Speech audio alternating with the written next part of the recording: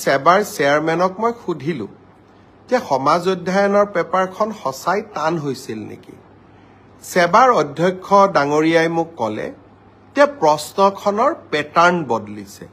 যোৱা বছৰো প্ৰশ্নখনৰ পেটাৰ্ণ বদলোৱা হৈছিল আৰু এইবাৰো পেটাৰ্ণটো বদলোৱা হৈছে যাতে ছাত্ৰ ছাত্ৰীসকলৰ জেনেৰেল নলেজৰ পৰীক্ষা সেবাই ল'ব পাৰে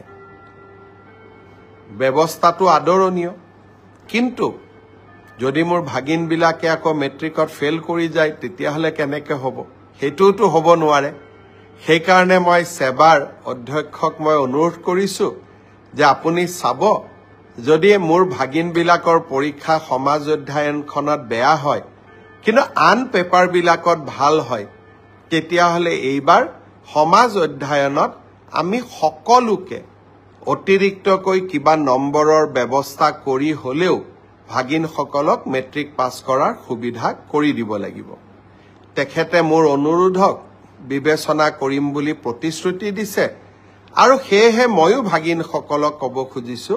যে সমাজ অধ্যয়নৰ কাৰণে আমি আৰু চিন্তা কৰিব নালাগে সকলোৱে মিলি চেষ্টা কৰিব যাতে আমাৰ পৰীক্ষাটো আমি ভবাৰ দৰে নহলেও আমি যাতে কিছু হলেও অতিৰিক্ত নম্বৰৰ সুবিধা লাভ কৰিব পাৰো